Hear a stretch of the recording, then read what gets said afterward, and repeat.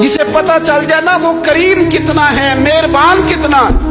मुल्ला रूमी रहमतुल्लाह अलैह फरमाते बहुत बड़ा मुजरिम था एक बंदा, बहुत बड़ा गुनाहगार था, बुत को पूजता था, थक गया सारी रात बुत के सामने खड़ा था, माज़अल्लाह या सनम या सनम या सनम कहते, थक गया, नींद आ गई, ऊंघ आ गई। जब पूरी तरह नींद आ गई और दिमाग पे नींद कब्जा करने लगी तो उसके मुंह से निकल गया, सनम सनम कह रहा था ना, निकल गया या समद, ओ बेनियाज मालिक। रब करीम ने फरिश्तों से फरमाया दौड़ के जाओ, जो कहता है इसे दे दो।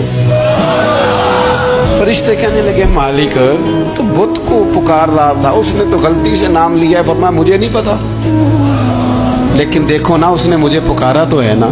कितनी देर से झूठे को पुकार रहा था, इसका मामला हल नहीं हुआ।